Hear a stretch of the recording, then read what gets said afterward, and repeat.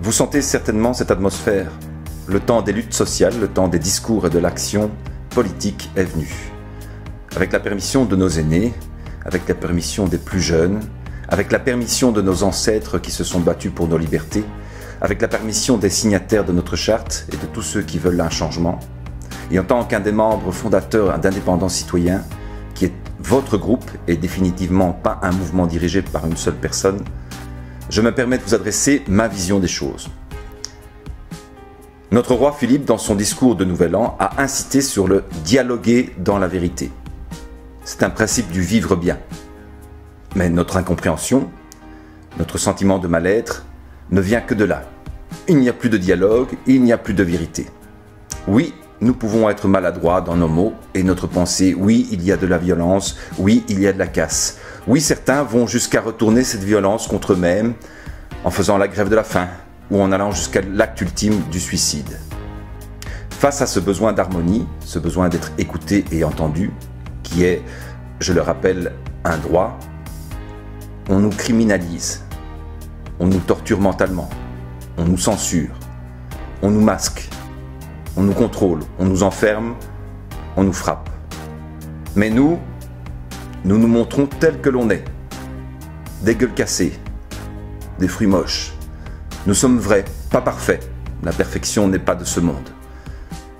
Mais nous n'avons pas de portrait caché qui pourrit dans un grenier à la manière d'un Dorian Gray. Oui, nous sommes faits de la même boue que nos oppresseurs. Et nous avons notre part de responsabilité dans l'état du monde actuel. Mais de nombreux politiciens ont vendu leur âme au néolibéralisme, aux banques, aux lobbies, aux grandes entreprises.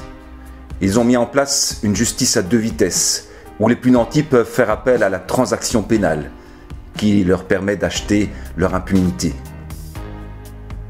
Où les grandes entreprises dictent leurs lois aux États. Les lois du marché sont devenues les seules lois auxquelles doivent se soumettre les citoyens. Le rôle politique, au sens noble du terme, était de vider au fur et à mesure la fosse septique des affaires sales, de la corruption, de l'évasion fiscale, des trusts, des monopoles.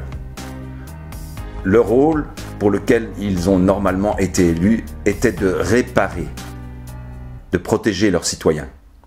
Ils n'ont rien fait.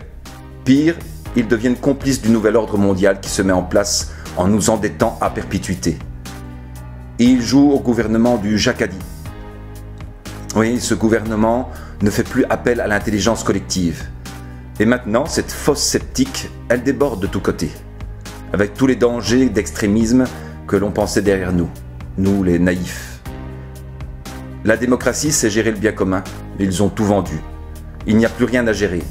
Je veux dire, à vendre, sauf nos retraites, nos salaires, notre force de travail, nos maisons, nos acquis sociaux.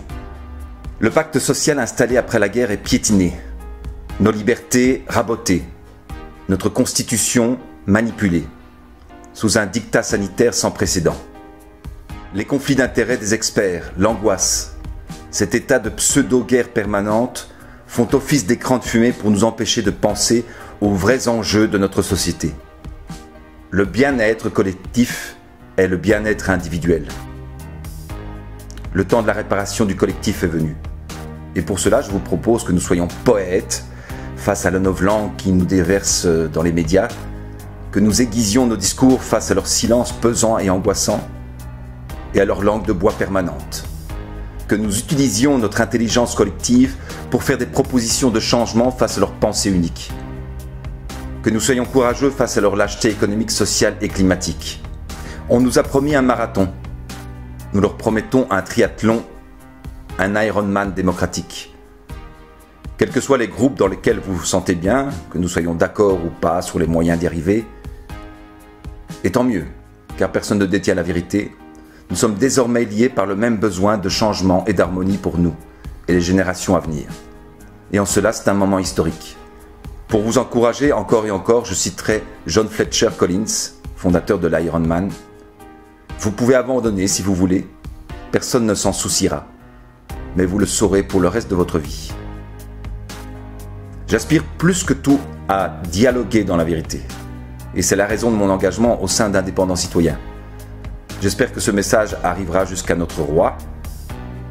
Votre peuple souffre et vous avez l'occasion de faire partie de l'histoire et de rêver avec nous. Je vous souhaite à tous force, courage et lucidité.